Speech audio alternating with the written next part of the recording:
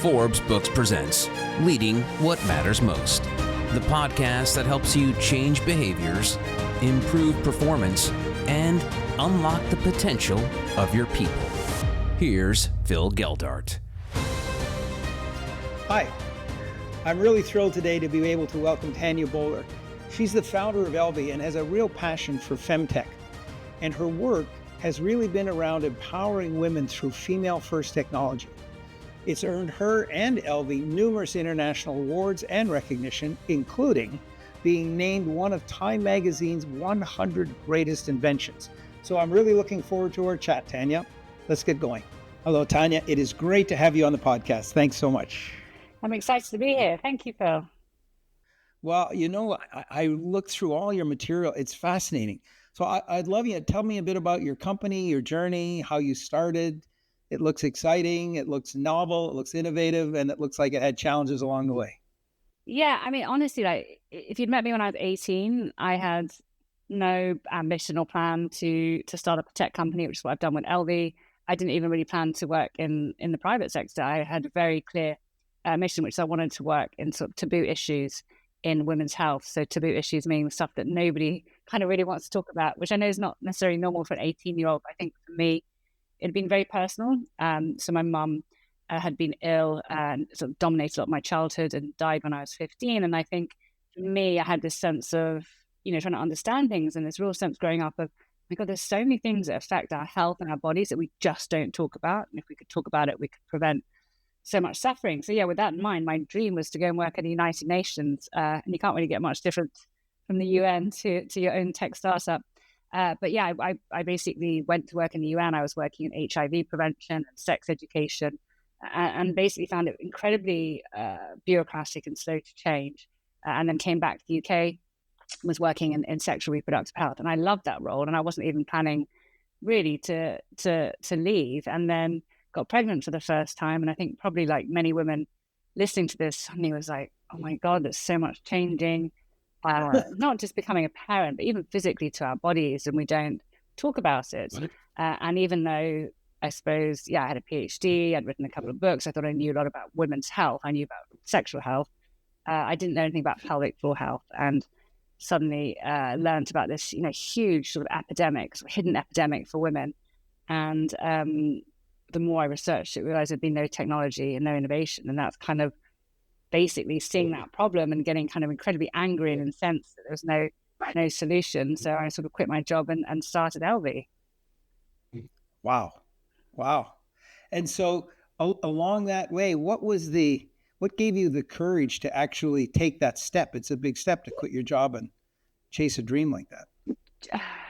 Yeah, I don't know. I suppose I was genuinely so blinded with anger and rage that because I'm I'm a scientist by background, right? So obviously I read a lot about this issue. I didn't know much about it, pelvic floor health.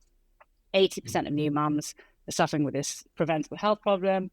10% of women need to go on to have prolapse surgery in later life. And so the more I researched it, I just was so sort of, I suppose, angry and befuddled as to why there hadn't been any technology for women. But in terms of the courage, I think, I think I've just always been that type of person who, if I feel very strongly about something, I just go for it. I've always been quite bold. But I think if I look at what was around me, because I always, people often say to me, should they just quit their job and start a company? I'm often like, no, wait a second. There's certain things that make it an enabling environment, right? So I was in a lucky position. I was already quite senior in my role at Mary Stopes International, which is a women's health NGO. I was director of evidence, strategy and innovation. So as a woman, I knew I'd reached a certain level, and I knew if I took this jump out, I could come back in at that senior level. So it felt like a good fallback position in that sense. I think my father, being a serial entrepreneur, my father had started and failed at many companies, gave me, I suppose, growing up, that sense of being a bit of a contrarian, not necessarily going with establishment, not following expectations and rules. And then I also, I was also a new mum, but I also had a very supportive partner at home. So I think those sort of, it's not just about, I suppose, just being bold and closing your eyes and taking a leap. I suppose being the type of person I was very careful at assessing the risks and assessing, I think as an entrepreneur, when you have a great idea, you tend to think, oh my God, it's going to be huge, it's going to be successful. And you don't plan so much about what if it fails. And I suppose for me, I was able to plan out what would happen if I failed and realize that, why not? So it was a measured risk, I would say. It's fascinating. If I go back to what you were saying originally, the genesis seemed to be your anger or certainly passion to do something about a problem, as opposed to, well, I just want to be an entrepreneur. Talk to me a little bit about how that passion has shaped the culture of the company now and your determination to actually make a difference in the lives of women. Yeah, I think because I had that very singular purpose, which was to bring better tech for women. So first off, we recognized that pelvic floor health is a huge hidden epidemic for women. There'd been no technology. We launched Elvie Trainer, which is a biofeedback device. And I think what we've also done quite differently is it's not just a medical device. We actually designed around how, a product that women want to use and they want to talk about. And I think that's also because I didn't come from that medical device background. But then as I went into that area, I realized that actually all technology for women was horribly designed. And that's when but nothing really as bad as the breast pump. And at that point, it's this horrible, cumbersome machine. You plugged it into a wall. And in the time of sort of driverless cars, you think, why have we got such bad tech for women? So it sort of came up with a real what if, like what if we could design something that's so silent, so small, you put in your bra and it does it for you.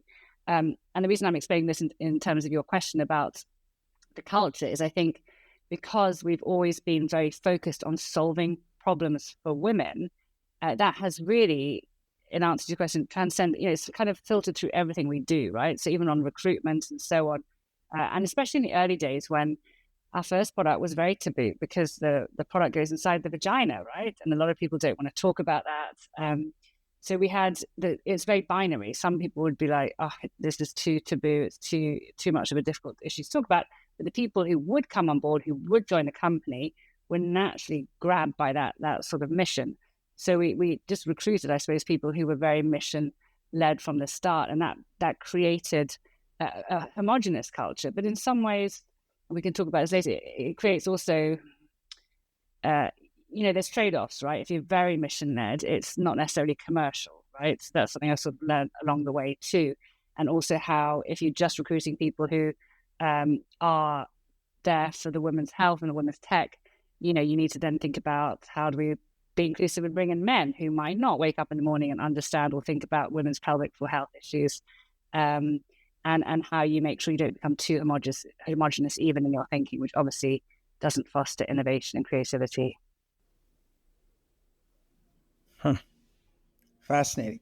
I know because Eagle's Flight is committed to making a difference in the lives of people, we run into the same problem that often the commercial side will sometimes take a back seat to the mission, and the two have to coexist. So I'd love for you to chat a little bit about how you overcame that hurdle, because you want people in the organization who have the same passion for women's health and innovation that you do, but you also still need to be sure that you're in business to provide that. So as the leader, what were some of the things you are doing and have done to deal with that? Yeah. And before reconciling this sort of the commercial purpose trade-offs. And I think they're always there, right? And I think I was familiar with them because in the organization I worked at before, when I was director of research and metrics at Mary Stopes, we had a double bottom line, right? It was a Robin Hood model where we were running reproductive health services for women in low-income countries and making a profit, and then using those profits to help highly disadvantaged communities. So I was actually in charge of coming up with what is our metric, which isn't just the profit, but the actual impact, the health impact that we're having. There's always constant conversations about how you sort of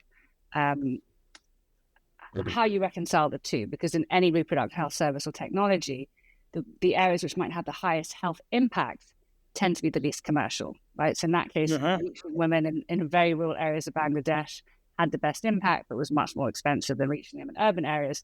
Or parallel Elvie is some of the most neglected issues in women's health today, issues like endometriosis, polycystic ovaries, are incredibly important issues for women, but because they're very taboo, nobody's talking about them. The commercial opportunity is very difficult. And we have to have, we're being challenged all the time at Elvie, because also we've created a culture which is quite flat, and we model behavior of challenging ourselves openly, because I'm not saying we're perfect at that, but it's so important to do, right? Because otherwise you don't have information bubbling up, particularly when things are going wrong. But we will often be challenged around product development, right? And are we helping the women that we're there to help with our mission? So the way we kind of look at it now is, I remember early days we'd have Post-it notes, because we always focus our product innovation on what problems are we solving. That's the key bit that we start off with.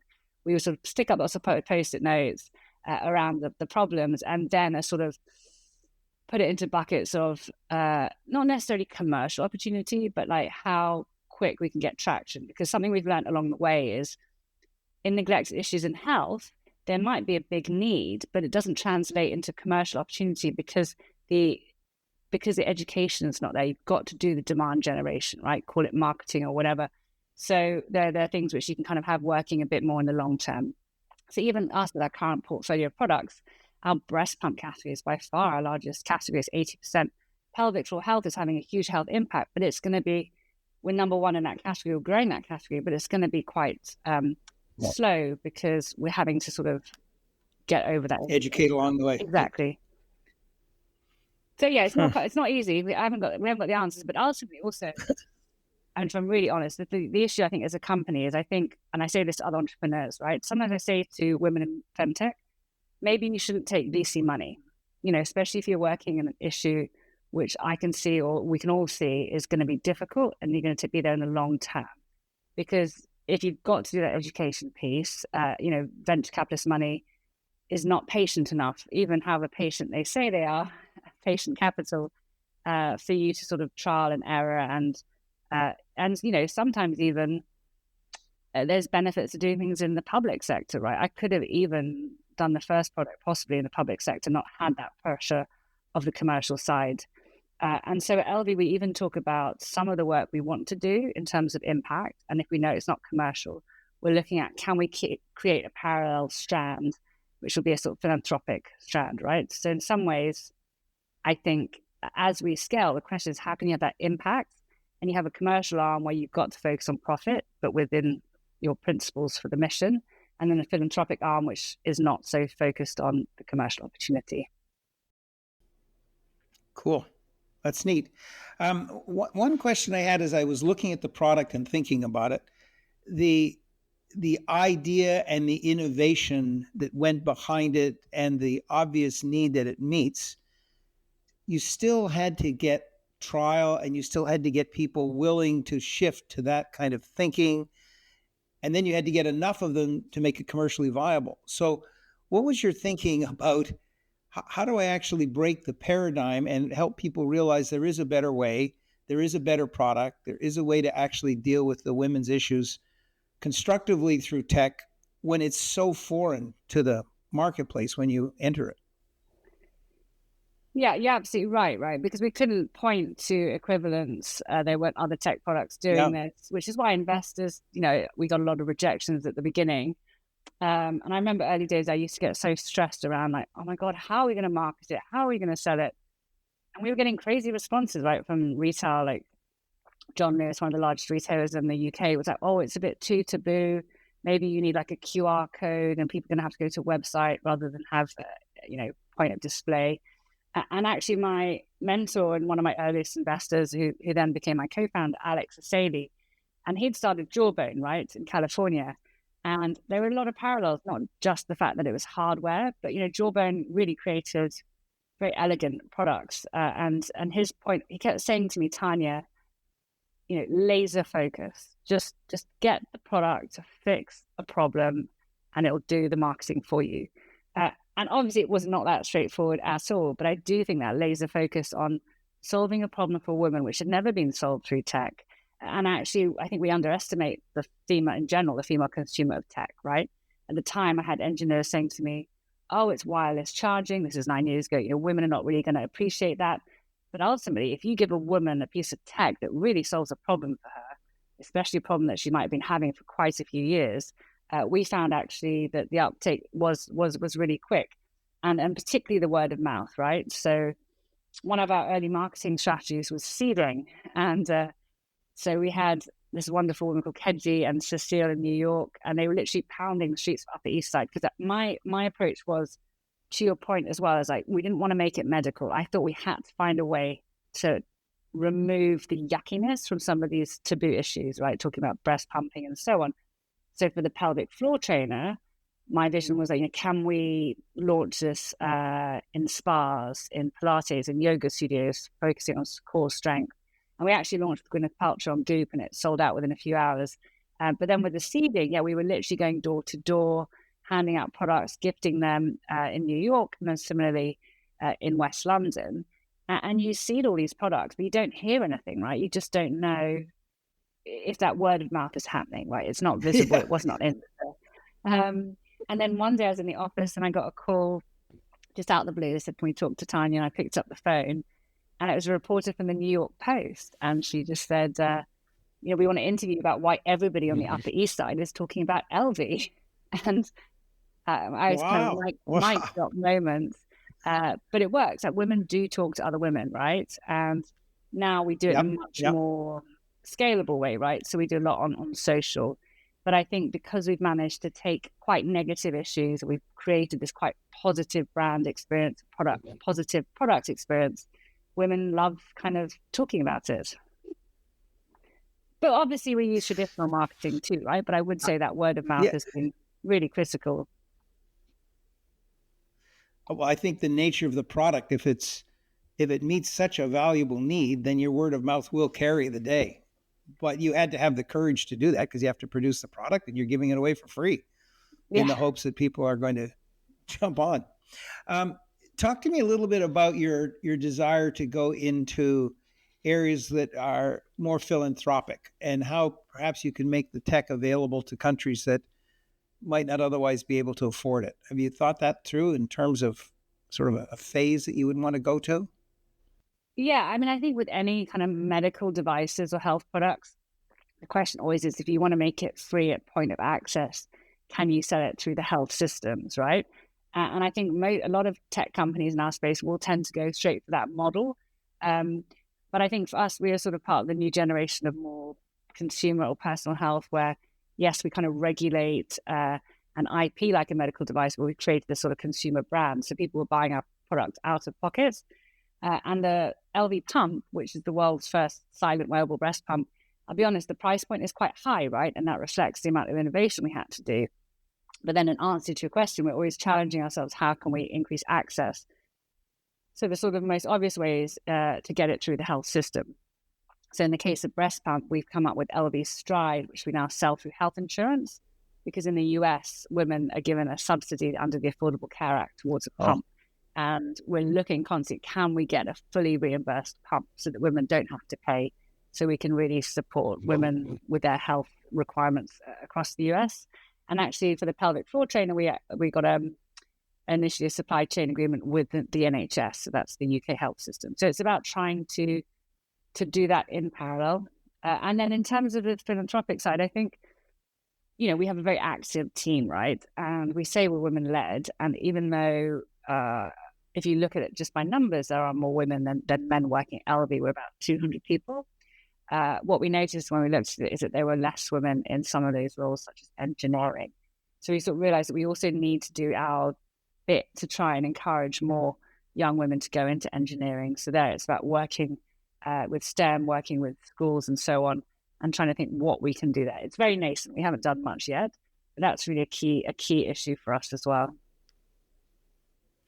So coming back to the culture and why I'm interested in the philanthropic side and your desire to make it more affordable, because if that is part of what it is that drives the people of the company and is part of your mission and certainly part of a passion that you share, I would think you have to manage the balance between that and remaining commercially viable, because the folks are in it not just for the commercial value, but they're also in it to make a difference in the lives of women. So it's something that as the CEO, you have to constantly be paying attention to, partly because you're passionate about it and partly because your people are passionate about it. Yeah, absolutely. And not just sort of in terms of access, but also the product pipeline. Like, what issues do we focus on next? Do we go with, low-hanging fruit products, which are maybe make more commercial sense, or do we try and support women at different life stages. And I mean, being very honest, if we talk about things which have gone wrong, we've at times when we've gone just for the mission, right? So thinking, how can we help women? And without being able to go into too much detail, but for example, thinking about, okay, we need to help them more with a digital proposition or with instant hormone readings and so on. The problem then also isn't maybe that will fulfill your mission. Maybe it'll have the customer proposition, but maybe it doesn't fit your technical competencies, right? And that's quite a harsh conversation. But ultimately, we have a really amazing engineering and innovation team, and they're really, a lot of them are ex-Dyson, and they're just very good at designing consumer-centric connected devices, right? So it's having that kind of open conversation with people as well about those trade-offs too. Just to mention, sorry, you called me CEO, just for clarification. I'm not CEO. I actually stepped down about 18 months ago, which was something I'd planned for a while. Yeah. So we have Michaela Todd. She's our incredible CEO. So I'm founder and president now. Okay. Sorry. Somewhere I picked up that. Oh, yeah. No, my mistake. You are I definitely know you're the founder. But yeah. Talk to me a bit about the leaders in your company and some of the priorities that you have for them with an idea to getting the best out of the workforce. One of the things that I'm passionate about is how do we harness the potential of the workforce using the leaders? So what are some of your experiences there? What have you learned? What are some of the opportunities, the ways in which you actually equip your leaders to get the best from your people? What's some of your thinking there? Yeah, and I think because I was a first-time founder CEO, right? I was sort of always aware of the gaps, in my skill set. Although I think when I look back at what skills were transferred from my last role, is I sort of built and led a team there, and I realized that I'm good at building teams, partly because I think I'm quite low ego in terms of, again, recognizing where my weaknesses are and therefore trying to create that jigsaw team, right? And with that, I mean, I've always hired people. I know people say you should do it, but we have done that at Elvie, like hired people who I'm not scared of it as being better than me or smarter or more experienced, right? But then with that, I also I suppose I give them the respect and the freedom that they need as leaders in order to do great things. I do think proper delegation is an easy thing to say, but I think often doesn't happen. But I think your leadership team does need that, and then a sort of a real sense of, I suppose, pulling together, right? Because it's been, in our business since COVID, being in consumer electronics, it's been kind of a real whack-a-mole of everything going wrong, different things going wrong at different times. And we also have fun together, I think, as a leadership team, because I think that kind of helps, again, when you're sort of working late and so on. Do you feel that finding the kind of leaders your organization needs is easy or hard, with an idea in mind to how much effort do you feel you're having to put in to equip them to be better once they're on board? No, we've generally hired very experienced people with a lot of bench strength, because I think also, look, different phases, you need different types of leaders. So maybe if I start with the earlier stages, when we raised our first institutional funding, the first sort of $7 million, we were about, 40 people, about 2 million revenue at that stage. I think like many scale ups, you need to bring in a certain type of leader, I think, who you ultimately want somebody who comes from knowing what great looks like, so somebody from a bigger tech company, but really importantly, not too senior, because at that stage, you really have to be able to flex. So you need somebody who can do the senior level strategic, but isn't going to get too frustrated about the fact that also doing Excel spreadsheets, right? I remember one of our CFOs just saying, she hadn't done so she come to Elvie, she's suddenly finding herself having to check Excel spreadsheets, and she hadn't done that for 15 years in her career. So you need, I think, that earlier stage that you need a certain type of approach to rolling up your sleeves, but also to risk taking. I think I see this across the tech sector, when people often make a jump from a big company to kind of new shiny startup, which seems to be getting good press and so on. They don't also realize there's quite a lot of risk, right? Because one of the problems with a venture-backed loss-making tech company is that there's very little margin, right, when things are going wrong. So there's that motto of hire fast and fire fast. And I do think people coming from bigger companies, which are used to, I suppose, more support structures, can struggle with that earlier stage startup. As we've got bigger, we've definitely gone more for, well, I think we've needed senior leaders with more bench strength. That's partly because there's a lot of complexity to our business, right? We have a global supply chain and so on, and just can't have people learning on the job. So it sounds Sorry, to me that's quite that you hard, have isn't it? intentionally. No. But I was going to say you have intentionally thought through what you need at each stage of the company's growth and gone for the leaders with bring those skills in, as opposed to one size fits all through the life cycle of the company. Yeah, and including myself, right? I kind of knew. I remember early days, I read this book called Founder's Dilemma by Wasserman, and it's all about, as a founder, CEO, this odd position where you're having to, reinvent your role, even as a CEO, right? At early days, my role was problem solving. There was always a crisis. If there was no marketing, I had to head marketing. If there was no finance, I had to head finance. But as you get bigger, and also with the big push, I think, over the last 18 months in the market, but also we put on ourselves to become profitable, then it becomes, less about all the exciting innovation and more around operational efficiencies. And I knew that was an inevitable part of the evolution of the company. And I also knew that however supportive my board was, however much I could keep training myself, that wouldn't be the right fit for me at that later stage. So absolutely, I think the company, you need different leadership teams from 0 to 30, 30 to 100, 100 plus, 500 plus, and that includes the type of CEO you need. Fascinating. That's a great, very good insight into sort of who and what you are, what you do, and what you don't do, in order to make sure that you're focused on your strengths and not just there and not able to do what you do well. That's interesting. Yeah, and not just your strength, but it's a great privilege. I know most people didn't have this privileged position I'm in, but actually focus on the things you enjoy doing. That you're learning or you're challenging or whatever. Yeah, everybody has different things. And so I've managed to sort of design my role around that, I suppose.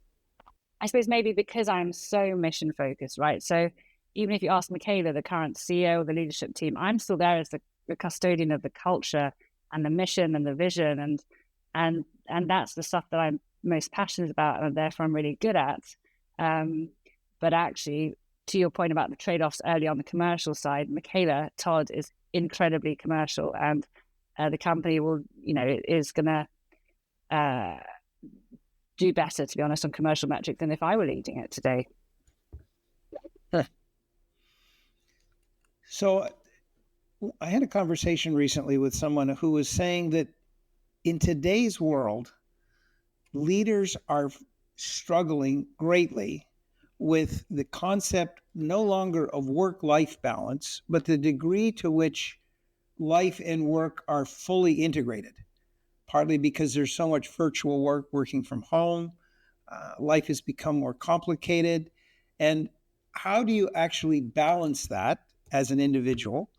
And especially, you're a parent as well as an innovator, as well as, a leader in the company, and you do the tech side, but also making sure that your team doesn't end up working excessive hours and that they find balance in their life, when so much of today's business world seems to be integrated, not just with the work and business, but we're worrying about the economy, the social pressures that are on us, the geopolitical pressures, that all of these things seem to weigh more heavily than they used to. So what I'm really after is you're thinking about balance of those things and how you ensure for yourself and your leaders that it stays in balance. Yeah. If it is. It's really hard. It's really, really hard. And I would definitely say, there are many years when I was very hands-on at Elvie, and there was no balance. I had small kids at home. And I think if you're making choices in your life, right, and you're recognizing, to your point, you're trying to be a parent, you're trying to be a leader, you're trying to be a friend, a partner, maybe even have your own life. There's certain periods in life where you actually can't do all of that.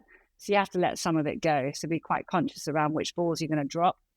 And then the hardest thing is not to have regrets, right? Not to be like, oh, I haven't got a social life or whatever it is. So I suppose for quite a period of time, I knew I just had to focus on work. I did not have that balance, but I knew at some point I would be aiming to get to a position where I could find that more balance. But then even within that period where it's crazy at work, there's, small tricks you can do. Like, I learned along the way, I thought multitasking was a great thing. I used to sort of be pushing off messages whilst trying to look after my toddler, and then realize that you don't do either properly. You probably send the wrong email to the wrong person, and your child really knows when you're not giving them full attention. So I think it is about, I know it sounds quite boring or simple, but boundary setting, right? So actually being quite strict. And I realized, I think like many people who, there's a huge uprise in insomnia, right? So I was sleeping terribly and waking up in the middle of the night, worrying about all the problems at Elvie, and then finding a way again to simple things like genuinely not checking my emails after a certain time, right? I've even removed my inbox now from my phone. I just have to do a few things to kind of, especially, of all the terrible things you talked about, but there's also the situation where there's social, everything on our phone is constantly, putting us in, giving us that dopamine hit. You kind of want to know what's going on. There's a sort of 24/7 type of way. So I've had to sort of try and reduce that on myself personally. And then the company, to your question about the company, we are conscious, right, that people are working really long hours and now they're working from home. We're very flexible as a company. So therefore the day kind of bleeds into the night a bit. But we also, because we're there supporting, ultimately we're also supporting parents. Our products are supporting parents. It would be very hypocritical, I think, if we weren't, if we weren't walking the walk as well as talking the talk. So we have installed quite a lot of policies which make it much more family friendly. And then around that, basically what we also realize is if you're trying to be inclusive, right, you can't just be, hey, here's loads of benefits for parents. So we've actually, I think we've got I'm very proud actually, Tania Boler, our Chief People Officer, very proud of like a lot of the very flexi working approaches we brought in to try and bring in that balance to your question. So 2 examples actually. One is we now give every other Friday, so one Friday a fortnight, the day off. We just say the whole company, we're shutting down. Not key support functions like customer support, but we're saying, okay, we've trialed a 9-day fortnight. So 9 days out of 10 we're working. And actually we haven't seen any drop off in productivity. But then what we also do is we don't want one of those fake days off where people are having to secretly take meetings and so on. So on Slack, people are often posting on that Friday the fun things they're doing on their day off. So people are proud to actually say, I've actually closed my laptop. Great idea. What I'm doing, baking a cake, going fishing, and everyone's sharing what they're doing. And then the other key thing is life leave, right? So, rather than have we realize like, maternity leave and all these different benefits, if you want to be inclusive, we've created this thing called life leave, and people can, whatever it is that's important to them. So you might be caring for an elderly person, or it might be a child, or whatever it is. So I think we're constantly trying to look at ways to also show everybody in the company that taking time off is important, right? And we know that. I mean, you're in the US. I think it's a bit different, right? I think in America, are people still taking very little holiday? Well, I'm actually in Canada, but we do a lot of our business in the US. People, I think things are changing. People, and that's hence the question that you are bringing an intentionality to it versus just reinforcing its importance or acknowledging it. You're actually trying to do something concrete, which I think is very helpful, because I feel that if we're not intentional, especially as the leadership we provide, it won't happen. So it just work tends to just fill up the space. And you're right. And I think I'm seeing more and more, people that ask for office, they'll just be putting, I'm taking a break, I'm not on email. They're kind of, people are being much more intentional about that too. Yeah, I know one of the things that we do, a lot of our folks put on their email something like, we are working flexible hours and my workday may not look at all like yours. So please don't feel obligated to respond to the email until it fits to your workday.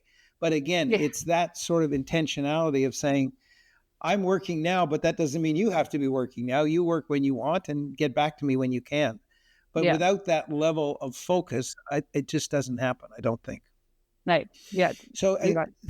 looking into the future, talk to me a little bit about the growth you see for Elvie, a little bit about how you see um, things which could get in the way of your success, either from the culture or the leadership point of view. I'm not really thinking about competition and so on. I mean, you'll have to deal with that, but more from a leadership perspective as you strive to grow. What are some of the hurdles you anticipate that you may run into?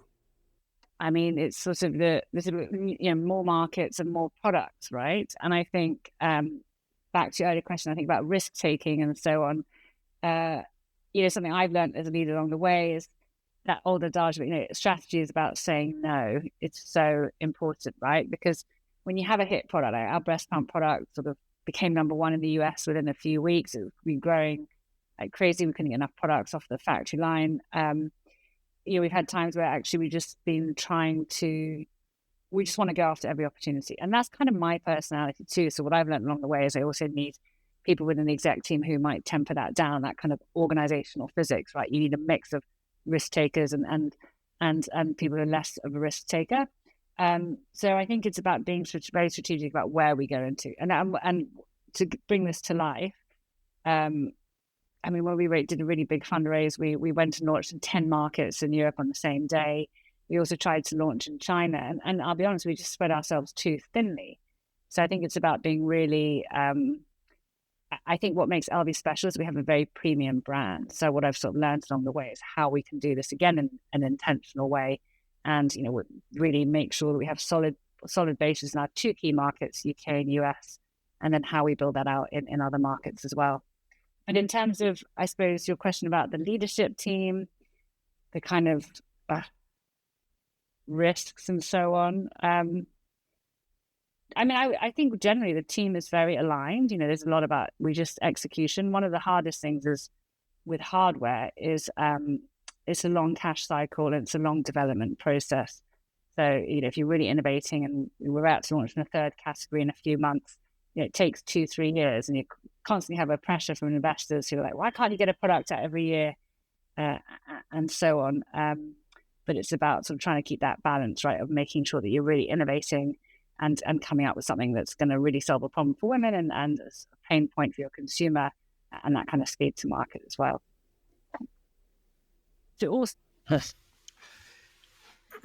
We had an opportunity once to work with a client that was very concerned about innovation occurring at every level in the company, not just in the innovation labs, if you will.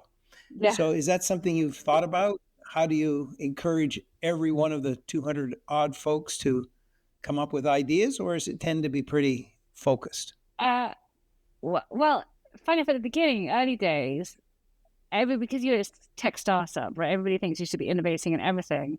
And actually quite a lesson and realization that there's lots of areas we shouldn't bother innovating in at the beginning, right? When it's a real pressure, you've got very limited amount of money, limited time to get a product out. There's many areas like HR, legal, operations. That was what I was trying to say about bringing in people with bench strength. We need to just, build from the best and not necessarily innovate. But now, obviously, we're a bigger company, and I can see what your other talker was what they were getting at, which is obviously you do want innovation and you want creativity and you want new ideas from all parts of the organization. I think in order to foster that, it's about, making sure everyone says it, but how you do create that non-hierarchical structure and an environment where people can sort of talk up and down and so on. But I would say Elvie, one of the things is because we're all about, the product at the center of what we do, we have the flip side sort of issue, which is everybody wants to be involved in innovation, and we have to actually make sure that what you don't want to get to is designed by consensus. So we're quite clear now on when we want people's input, when is the time to innovate, and when is the time to step out and let others get on with it. So early days, so we have every week people can submit ideas. So any idea you've got for a problem or a product, you can submit it. But then once, it's almost like I feel like when you get bigger, you have to protect the innovation center. So for us, design engineers, to make sure they're given the space to just trial things and to fail. Because when we've gone wrong, it's either because too many people want to be involved in innovation. Suddenly you have finance people and legal, and everybody's got a reason to be in that meeting. So you end up, as I said, with design by consensus, or what happens is too much pressure on the innovation team to be creating PowerPoints and decks, for the management team, and then they find themselves kind of already committing ahead of time. So we are quite careful about the innovation process. We have a very structured process, and we're quite careful about who kind of gets involved when.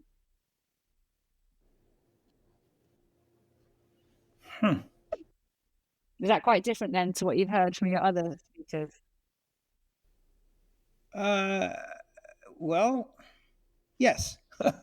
It's different from what I thought you were going to say, but let me lead to the next thought, which is, do you feel that structured process bleeds into people not feeling empowered in their own functional area? So I may not be heavily involved in innovation around the product side, but does that restriction mean that I'm not to be innovative in just my functional area? In other words, how do you balance? Do you see what I'm trying to?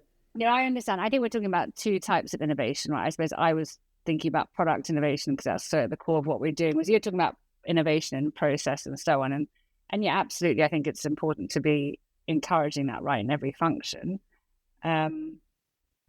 I suppose for us specifically. You were right. I was talking about the product. So I understand your answer. I was just wondering if that discipline around the product has inhibited in the other kind of innovation around the job. That was the. I would say that discipline around the product comes from a certain type of very process-focused engineering mind. And at times we have run the risk of being too engineering principled, I would say, in our thinking, which I haven't actually seen it reduce innovation, but I've heard an opposite complaint, right, which is it's created too much structure and too much process and things have slowed down, which I suppose in some ways does mean, yeah, I think that is the challenge there, right? And there's one that we've talked about openly, and as a very concrete example, right, because the engineers do have a very structured process, when the marketing team have wanted to come up with some products, they're doing it a different way, right? So again, it's just about, I think particularly at Elvie, we have very different disciplines, right, with the engineering and then the marketing, because so it's about how to get them to talk the same language and have respect for each other's domains of expertise as well as domains of responsibility. And yes, actually, in answer to your question, I think at times we probably have been a bit too rigid. Apologies to the engineers listening from Elvie. No, it's good. I think as I'm listening to you, it comes back to where we were a while ago, and that's the importance of a consistent vision around the health and well-being of the women that you're targeting. That it's not about innovation for innovation's sake. It's not about trying to improve process. It's about, we need to be sure that we stay true to why we are in business, which is we want the health of women to improve, the access to tools to improve. And therefore, what do we need to do, as opposed to how do we need a better process? So I'm back to you as the founder and the passion that drove you. That seems to me to be the key to making sure that you don't just become another company and lose sight of that mission. Yeah, I think that's what makes us special and why we've ended up not just with special products, but also very special marketing. Right, we do quite bold campaigns where we want to go and break taboos, and I think that's because, to your point, that very clear sense of purpose and identity is sort of infiltrated all the different functions at Elvie. Yeah, as I've listened to you, I think your very clear sense of purpose is at the core of your success.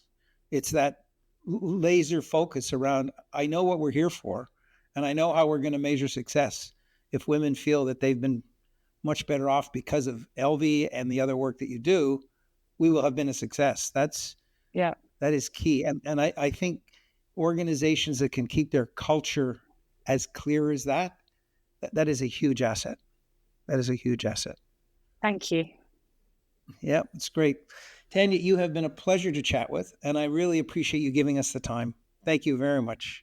And we will make sure to we'll link the website back to the podcast so people can find and buy the product, which would be great, and connect up with you if they wish. So thank you. Thank you, Phil. I really enjoyed that. This has been Leading What Matters Most with Phil Geldart. If you want to create a culture that drives performance and develop leaders that inspire and motivate, go to philgeldart.com. Leading What Matters Most is a production of Forbes Books.